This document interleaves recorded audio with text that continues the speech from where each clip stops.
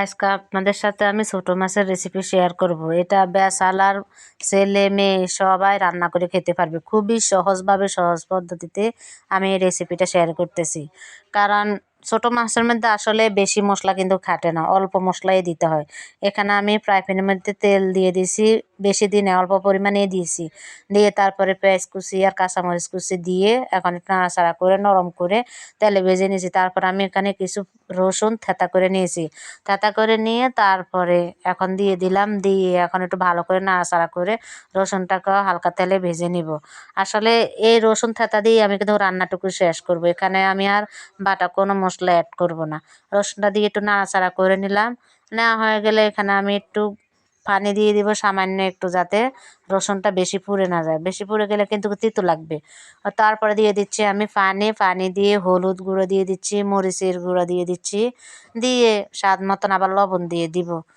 মানে মরিচের গুঁড়াটা একটু বেশি ভালো লাগে ছোট মাছের মধ্যে।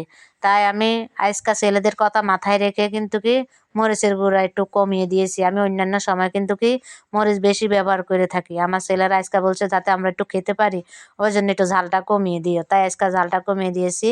দিয়ে স্বাদ মতন লবণ দিয়ে দিয়েছি, দিয়ে নাড়াচাড়া করে নিচ্ছি পানি দিয়ে। ওই পানি দিয়েই আমি কিন্তু মশলাটুকু কষিয়ে নিচ্ছি। মশলাটাকে একটু ভালো করে কষিয়ে নিলাম, নিয়ে এখানে আলু কুচি দিয়ে দিলাম। এখানে আমি একটা আলু নিয়েছি বড় সাইজে, নিয়ে একদম ঝিরি ঝিরি করে কুচি করে নিয়েছি। আমাদের দেশে কিন্তু কি ছোটো মাছের সাথে আলু দেয় না। বিশেষ করে এই রাজশাহীতে এসে আমি যত খাবার শিখেছি, এই মাছের সাথে আমি এখন আলু কুচি দিয়ে তারপরে এখন নাড়াচাড়া করে ঢাকনা দিয়ে দিব কিছুক্ষণের জন্য। এই ঢাকনা দিয়ে আরও কিছুক্ষণ জাল করে তারপরে ঢাকনাটা তুলে এখন একটু নাড়াচাড়া করে দিব। নাড়াচাড়া করে দিয়ে তারপরে একটু পর্যাপ্ত পরিমাণ পানি দিয়ে দিব। অল্প করে পানি দিব, বেশি করে দিব না, কারণ যেহেতু ছোটো মাছ তাড়াতাড়ি সিদ্ধ হয়ে যায়।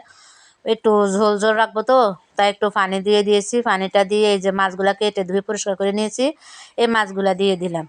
দিয়ে এখন নাড়াচাড়া করে ঢাকনা দিয়ে জাল করব। যতক্ষণ সিদ্ধ না হয় ততক্ষণ পর্যন্ত একটু জাল করে নিব। ঢাকনা দিয়ে দিলাম, দিয়ে কিছুক্ষণ পরে ঢাকনাটা তুলে নিচ্ছি। দেখুন, দেখতে মনে হচ্ছে সাদা সাদা, কিন্তু রান্নার শেষে সুন্দর কালার আসছে। আমি একটু আবার ভাজা জিরার গুঁড়া দিয়ে দিয়েছি উপর দিয়ে, যেহেতু এখানে কোনো বাটা মশলাই অ্যাড করি না, তাই একটু ফ্লেভারের জন্য ভাজা জিরার গুঁড়া দিয়ে দিয়েছি। খুবই সহজ রান্না, একদম রসুন পেঁয়াজ কাঁচামরিচ হলুদ মরিচ লবণ এসব দিয়েই রান্নাটুকু সেরে নিলাম। তো ভিডিওটা কেমন লাগলো অনেকেই বলবে হয়তো আলগা আলগা, দেখতে কেমন পানি পানি মনে হচ্ছে, ভালো লাগে না রেসিপিটা। দেখতে একটু আলগা আলগা লাগছে, যেহেতু বাটা কোনো মশলা দিই নাই তাই এরকম দেখাচ্ছে, কিন্তু খেতে খুবই মজা হয়েছে, অসাধারণ। মশলা কম, ঝোলটা পাতলা পাতলা, খাইতে খুবই ভালো লাগছে। তা হোক, রেসিপিটা ভালো লাগলে অবশ্যই ট্রাই করে দেখবেন। ভিডিও এই পর্যন্তই। সবাই ভালো থাকুন, সুস্থ থাকুন, আল্লাহ হাফেজ।